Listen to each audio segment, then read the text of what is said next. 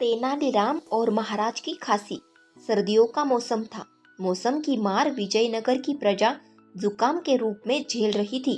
राजा कृष्णदेव राय भी इससे बच न सके और उन्हें भी जुकाम हो गया।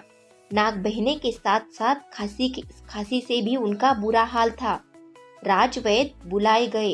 राजवैद्य ने महाराज को औषधि दी और परहेज करने का परामर्श दिया।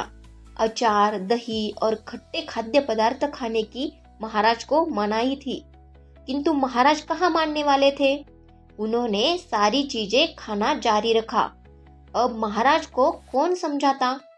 सब निवेदन करके हार गए, किंतु राजा ने किसी की न सुनी। इस कारण उनकी तबीयत बिगड़ती रही। हार कर राजवैद्य और दरबार के मंत्री तेनालीराम के पास गए और उन्हें समस्या बताते हुए महाराज को किसी तरह समझाने का निवेदन किया।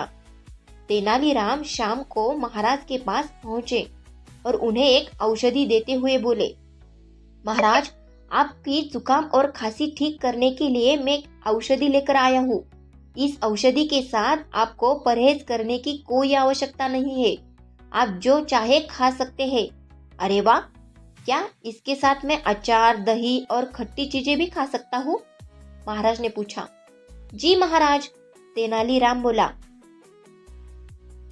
महाराज बहुत प्रसन्न हुए और उस दिन के बाद से और ज्यादा अचार, दही और खट्टी चीजें खाने लगे। फलस्वरूप उनका स्वास्थ्य और खराब होने लगा।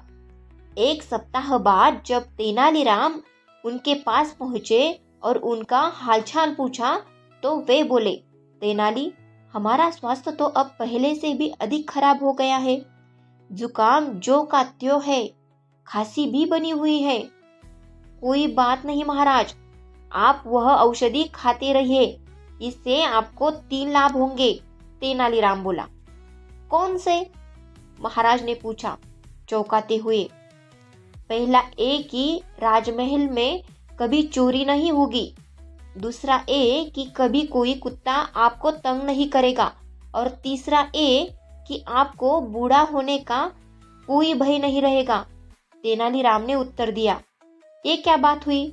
हमारे जुकाम और खांसी से चोर, कुत्ते और बुढ़ापे का क्या संबंध? संबंध है महाराज। यदि आप यूं ही खट्टी चीजें खाते रहेंगे तो रात दिन खांसते रहेंगे। आपकी खांसी की आवाज सुनकर चोर सोचेगा कि आप जाग रहे हैं और कभी चोरी के उद्देश्य से राजमहल में घुसने का प्रयास नहीं करेगा। तेनालीराम मुस्कुराते हुए बोला। और कुत्ते हमें क्यों तंग नहीं करेंगे? महाराज ने पूछा। जुकाम, खांसी से आपका स्वास्थ्य लगातार गिरता चला जाएगा, तब आप इतने कमजोर हो जाओगे कि बिना लाठी चल नहीं पाओगे। जब कुत्ता आपको लाठी के साथ देखेगा तो डर के मारे कभी आपके पास नहीं फटकेगा। और बूढ़े होने के भय के बारे में तुम्हारा क्या कहना है? महाराज, आप हमेशा बीमार रहेंगे तो कभी बूढ़े नहीं होंगे, क्योंकि आप युवावस्था में ही मर जाएंगे। इसलिए कभी आपको बूढ़ा होने का भय नहीं रहेगा।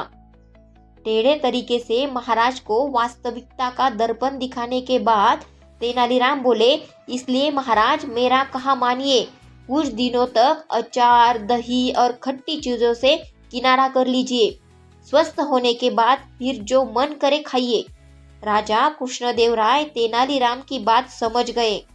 उन्होंने खट्टे खाद्य पदार्थों से परहेज कर लिया और कुछ ही दिनों में वे पूरी तरह से स्वस्थ हो गए। आपको कहानी कैसी लगी हमें जरूर बताइएगा और हमारे चैनल पर नए होंगे तो चैनल को सब्सक्राइब करिएगा। धन्यवाद।